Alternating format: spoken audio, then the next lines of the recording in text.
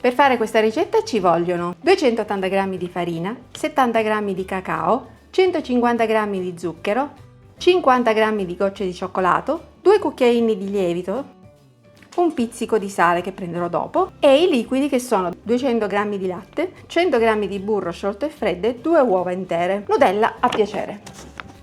Per fare i muffin non è come vi ho spiegato l'altra volta, abbiamo fatto i cupcake, si separano i liquidi con i secchi e poi si mischiano insieme. Cominciamo setacciando la farina e il cacao, 2 cucchiaini di lievito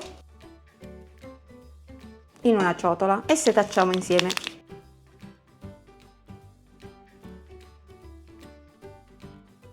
Aggiungiamo lo zucchero, le gocce di cioccolato e mescoliamo. Prendiamo un'altra ciotola e mescoliamo i liquidi. Mettiamo le uova, il pizzico di sale, rompiamo le uova, batterle appena, aggiungiamo il latte, noi stiamo usando quello di soia, e il burro e mescoliamo bene. Accendiamo il forno a 170 gradi. Adesso prendiamo l'altra ciotola, ci versiamo il liquido dentro. Adesso la regola per fare dei buoni muffin, dei veri muffin, come dice la mia amica, è di mescolare solo 10 volte. I muffin devono essere grezzi, non devono essere lisci come quando facciamo i cupcake, ma devono essere grezzi, per cui mescoliamo 10 volte. E 10. Lascia, devono essere proprio grezzi. Lascia. Adesso dobbiamo riempire i pirottini, però dobbiamo fare una parte, cioè mettiamo un po' di base.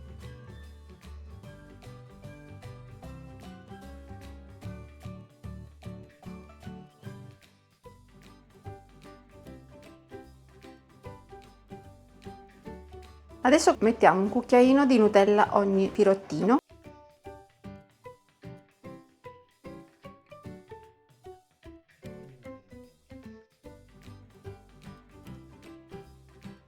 Ricopriamo con un cucchiaino di impasto.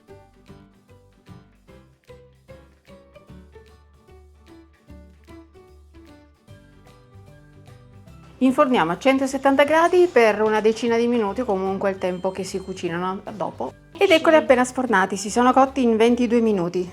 Ne tiriamo fuori uno.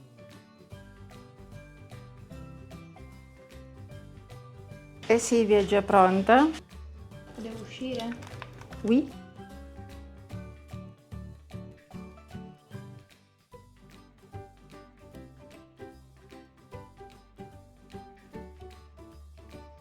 Ecco, quando mettete meno sotto. E adesso...